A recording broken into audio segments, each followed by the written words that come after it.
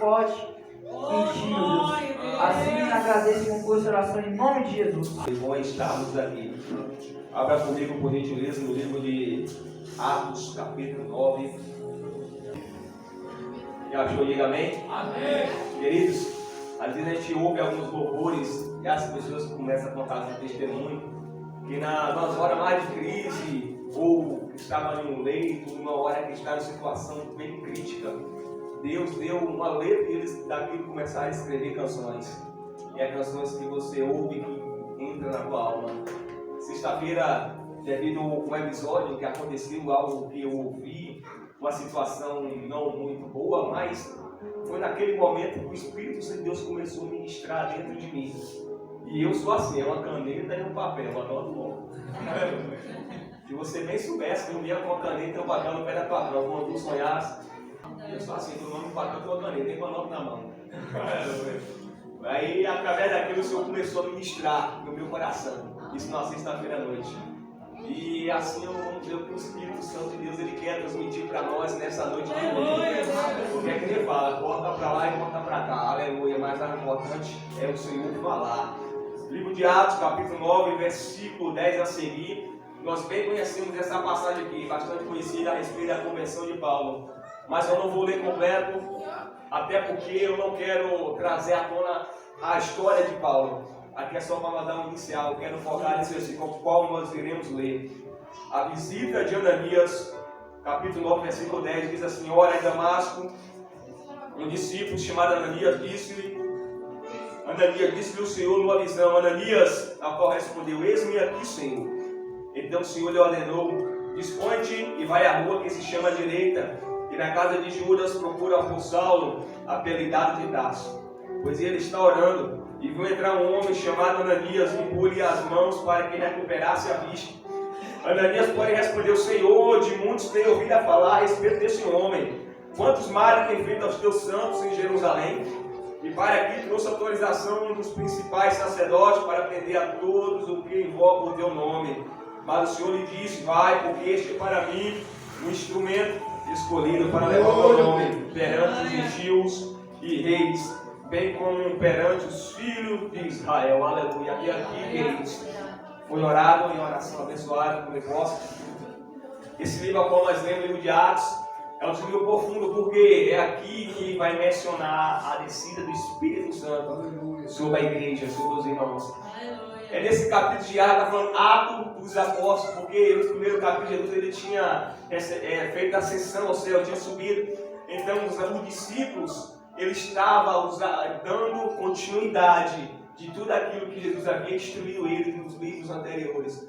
De tudo aquilo que Jesus tinha ensinado, tinha ordenado, agora ele estava colocando em prática, agora ele estava fazendo o ato dos apóstolos através do Espírito Santo de Deus. E é nesse capítulo, nesse livro de Atos, que vamos ver os primeiros martírios. É nesse capítulo de Atos que vamos ver a perseguição da igreja. Mas é nesse livro de Atos que vamos ver o crescimento também da igreja. A fé dos irmãos, a história dos nossos irmãos primitivos.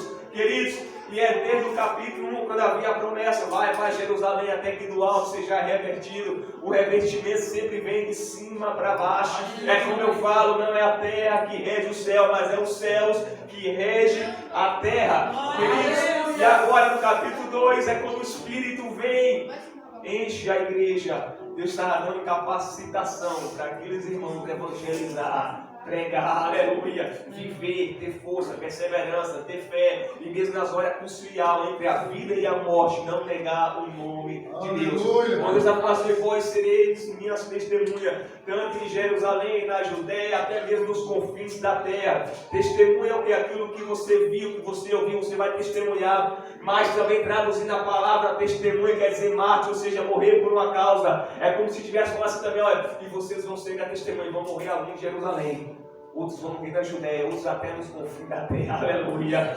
E era isso, por isso a capacitação do Espírito Santo.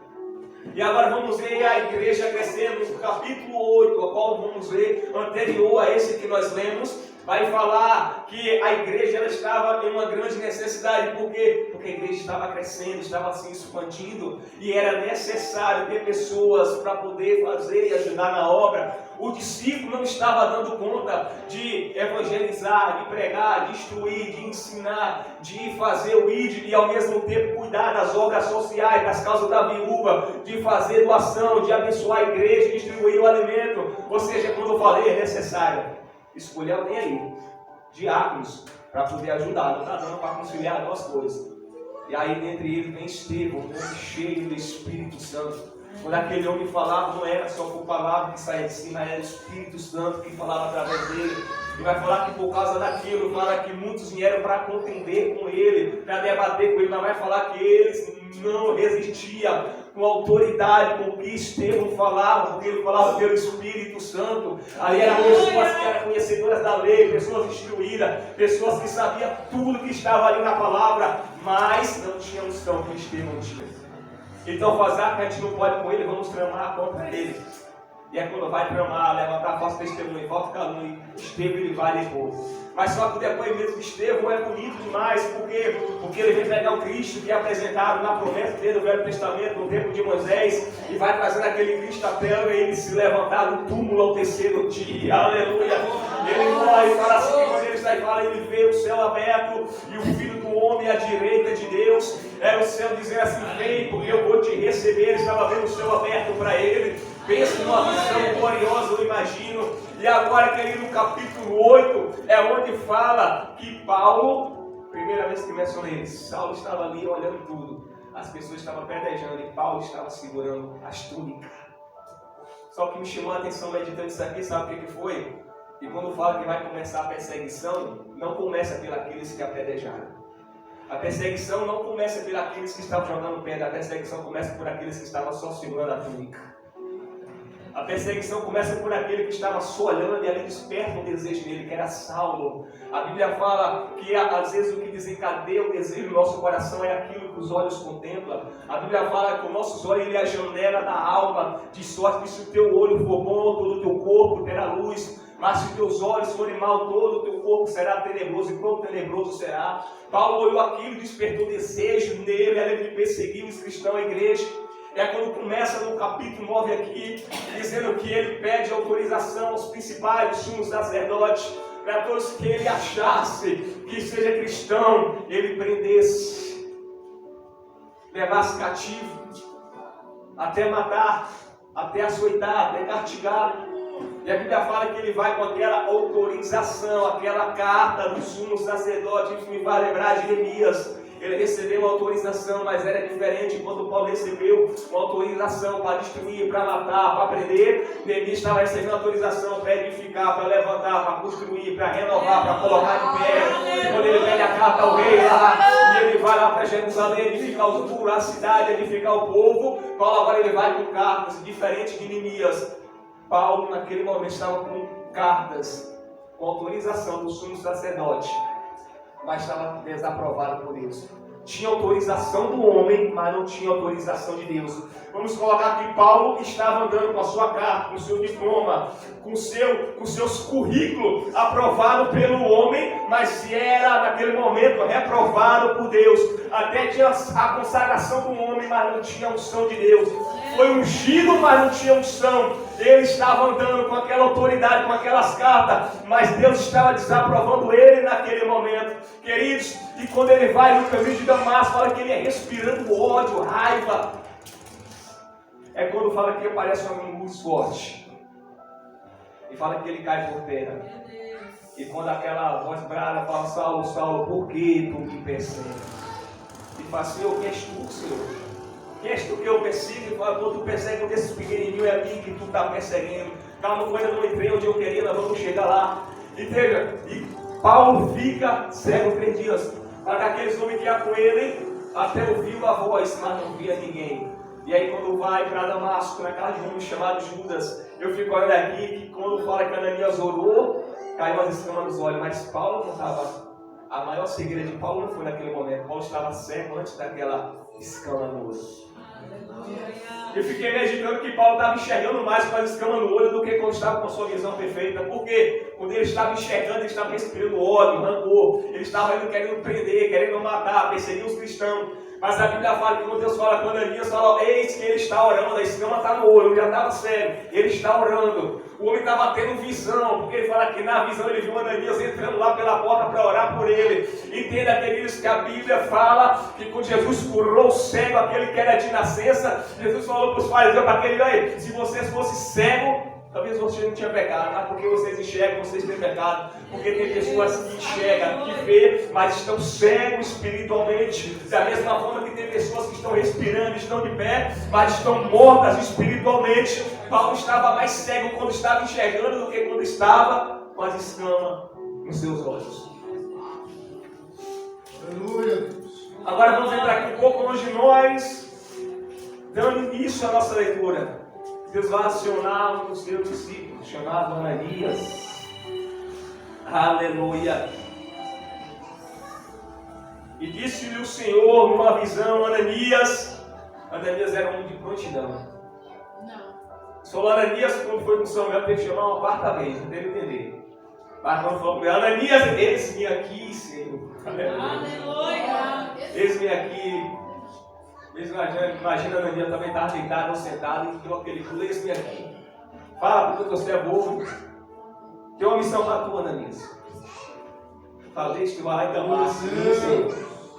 Na rua chamada de direito, sim, Senhor. Tu vai orar por alguém, sim, Senhor. Quem é? Saulo de Tarso. Ananias era um homem bem formado. Fala, Senhor, de muitas pessoas, eu já ouvi falar a respeito desse homem. A fama corre, queridos. A fama vai longe. Quando Jesus iniciou seu ministério, via pessoas de todas as partes, porque a fama corria, ia longe. Agora, a reputação, sendo boa ou ruim, ela vai longe também. Fala, Senhor, de muitas pessoas já ouvi falar a respeito desse homem. Senhor, Ananias estava dando referência para Deus que sabe de tudo. Para um Deus que conhece tudo, profundo e escondido. Ele falou, Senhor, estava falando mais por questão de desculpa. Eu ouvi falar muitas coisas desse homem, não é coisa boa não. Quantos males não tem feito, lá em Jerusalém, eu sabia até da carta. Senhor, e aqui ele tem carta, tem autorização. Para todo aquele que invoca o teu nome, Senhor, ele vai levar. Às vezes nós estamos falando assim, Senhor, não vou não, logo eu. Às vezes nós falamos assim, Deus me usa, me enche da unção, Deus me dá uma revelação.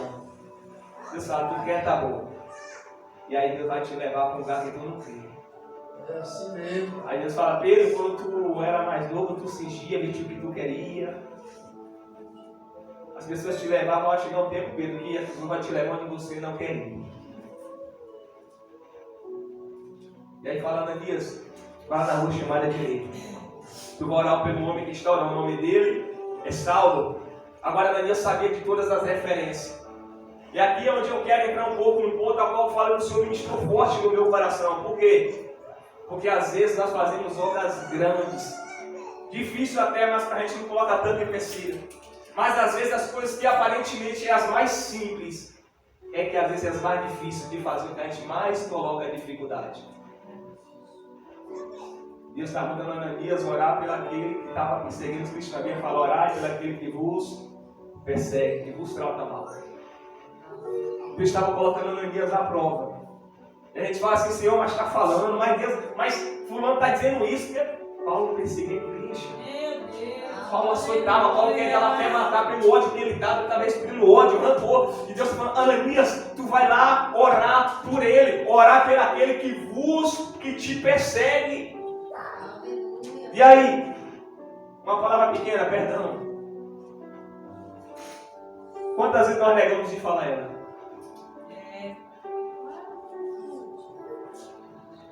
Ou quantas vezes guardamos, porque às vezes nós sentimos a necessidade de ser perdoados, mas não de ir lá pedir perdão. Tem um amigo meu, não vou citar o nome, porque até que eu pedi autorização para ele, mas ele contou um testemunho, a gente fez o curso básico de teologia juntos, e ele fala que entrou em sociedade com um homem, o homem não era crente. E ele fala que Deus falou, isso aí, eu não estou no negócio. E ele foi desfazer o acordo com o rapaz, ele falou que do nada o rapaz deu um tapa na cara dele. Ele disse que na hora ele não fez nada, mas foi para casa. Ele disse que entrou no quarto e quase deu depressão por causa disso, porque ele falou: Deus, tu sabe de onde eu vim. O Senhor conhece o meu passado. Ele não era um rapaz bonzinho, ele veio do mundão. E recebeu um tapa, ficar quieto. Ele disse que ficou no quarto e quase entrou em depressão. E aí começou a ouvir, foi na igreja e a palavra falando com ele sobre perdão. E ele falando, foi que ele foi gritar, até que Deus usou a irmã, falou: Deus, mas tu ir lá pedir perdão. Aí ele falou: aí não deu para aguentar. Aí eu fiquei questionando: meu Deus, não foi eu que fiz, não foi eu que errei, não foi eu que deitava, foi eu que apanhei, mas Deus mandou ele ir. E ele fala que chegou no portão lá, porque eu acompanhei a ver um homem lá. E ele fala assim: ó, não sei o que foi que eu te fiz, mas eu quero te pedir perdão. Ele fala que eu me ajoelho lá chorando. Ele falou: eu quero esse Deus que tu serve também. Ele disse que meu filho dele orou e falou assim: moço, eu olhei nas câmeras, eu nunca vi um negócio desse, a minha mulher ficar do jeito que tu ficou, eu também quero aceitar Cristo. Ele fala que o pai e o filho passou a ser cristão. Querido, às vezes nós retratamos tanto, às vezes eu sei que nós, às vezes não foi o culpado, mas também através de uma atitude Deus quer fazer grandes coisas. Estava conversando com um colega lá na pausa de 10 minutos. E eu falo: porque às vezes Deus até permite coisas acontecer conosco, que a gente pensa: meu Deus, mas porque se eu permitir isso acontecer, a gente fala assim: Deus, eu sou crente, sou cristão, pois eu te sigo, vou para a igreja direto, eu faço a tua hora, busco servir com sinceridade.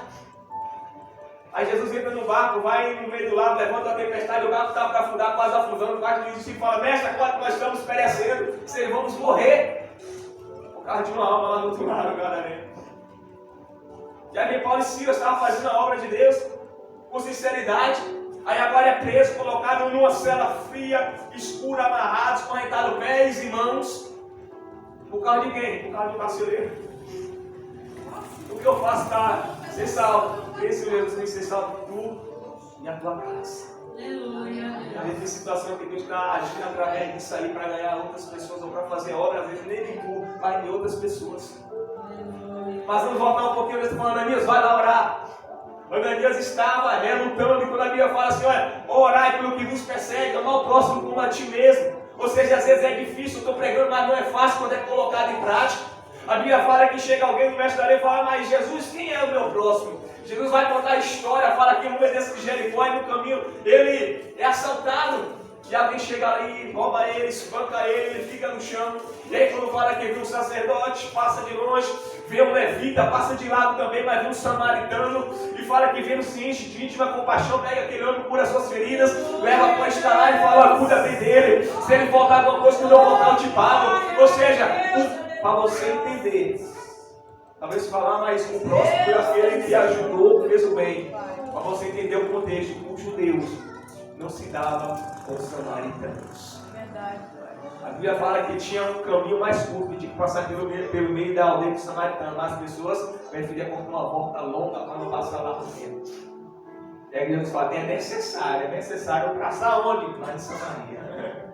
O discípulo vai lá, falei: vai para agora. Ou seja, aí vai falar: vai e faz o mesmo. Por que eu quero falar isso? Se Deus falasse assim: Ananias, falasse: eu não vou não, Senhor. Entenda que Deus está mandando Ananias ir orar por alguém que fosse o maior ganhador de alma da vida. Deus está mandando Ananias orar por alguém que sabe que foi alguém que escreveu a maior parte do Novo Testamento, das epístolas. Deus fala: Ananias, tá bom, não vai não. Esse conteúdo não é dele. Quantas vidas eu seria perdida? É por isso que Deus está mandando ir. Eu falo: Ananias, não vou não, né? Deus conhece o propósito e às vezes nós estamos olhando acanhado. Eu vou orar para Deus moer. Eu vou orar para Deus colocar no fado, botar no estreito. Será que não é mais fácil orar para Deus renovar, transformar, libertar? Será que não é mais fácil para Deus colocar de pé, mudar os pensamentos, aleluia? Mudar a forma de ver, levantar como instrumento? Querido, às vezes nós estamos orando, quantas pessoas oram até para Deus matar? A gente está orando para Deus matar aquele que vai ser um grande instrumento, ferramenta nas mãos de Deus sobre essa terra. Como assim? Você vai ver que fala que lá bem mais cedo no livro de Mateus, se me fala a memória, de Mateus 5,44, fala: orar pelos que vos perseguem, cega certa vez. Jesus fala assim: ó, vai lá no aldeia do samaritano preparar lugar para nós. E aí vai Tiago, João, gravar o discípulo lá.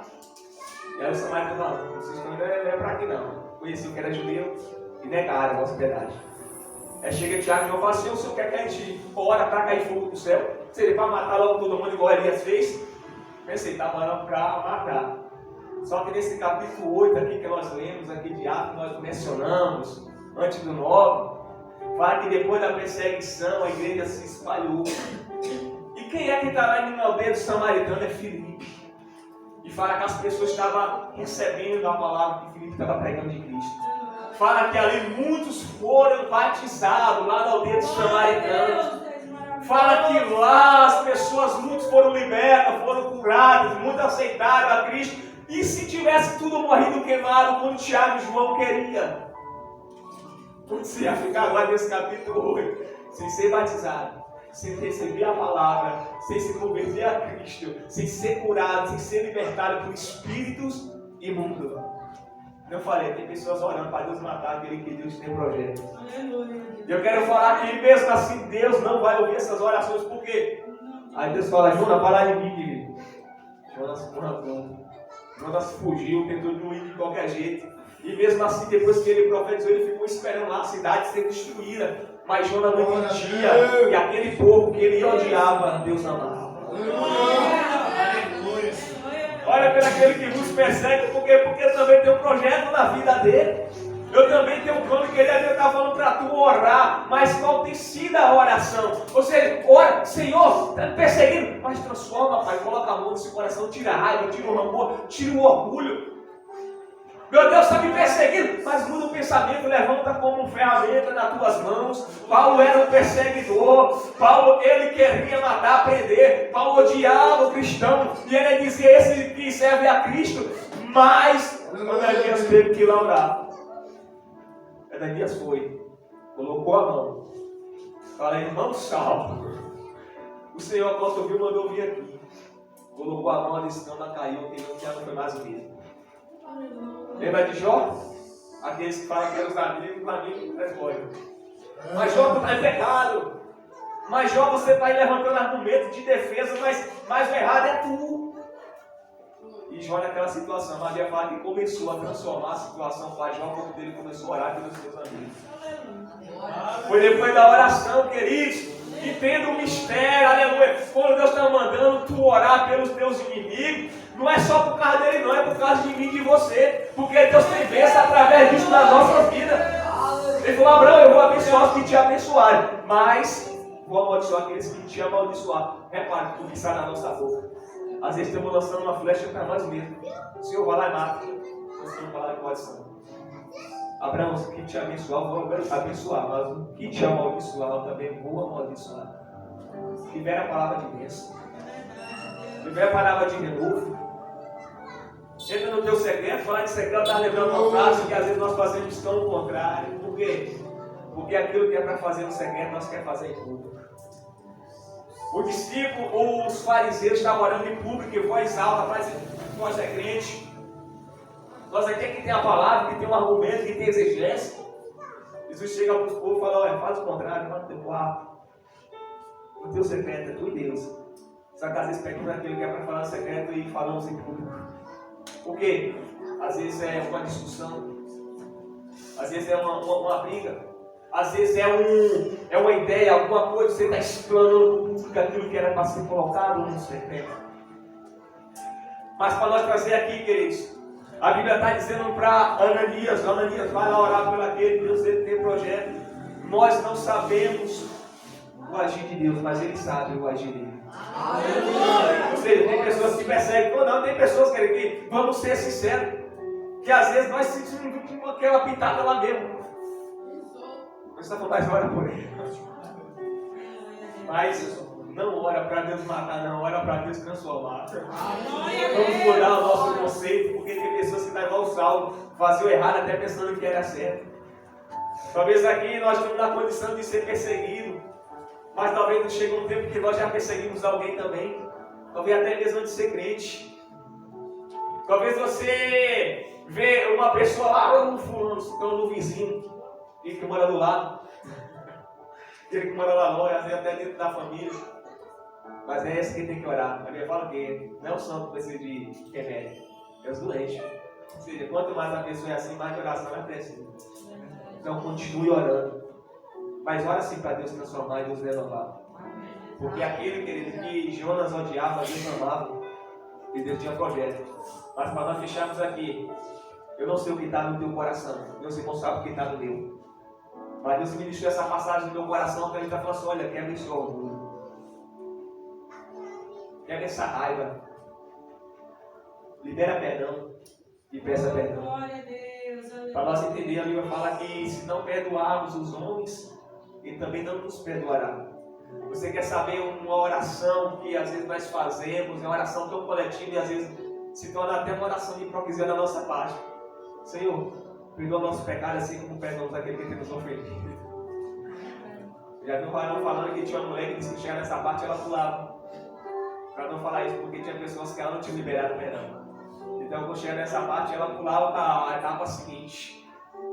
Pai nosso, não é só teu não, que está no céu. Seja feita a tua vontade. Pai, perdoa os nossos pecados. E é isso aí, queridos.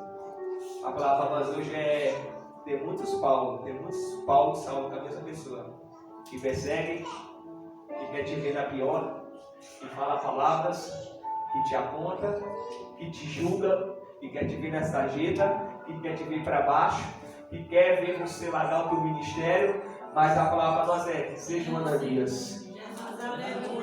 Seja um Ananias que esteja a prontidão de Deus. E mesmo que você não precise estar lá, falar de um pessoal de lampeia, aquela coisa, mas seja um Ananias que ora, que apresenta e diz: Senhor, tira as escamas. Meu Deus, dá a visão, levanta. E torna um grande instrumento em tuas mãos. Que Deus e Cristo continue abençoando cada um de vocês. E essa é a palavra para a nossa noite de hoje, em nome de Jesus.